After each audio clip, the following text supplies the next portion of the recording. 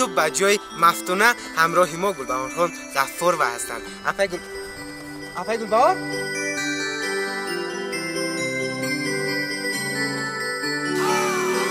मोहब्बत दिल का सुकून है हाँ मुलो करीम वो बुझोई نداری خونه سر و سیما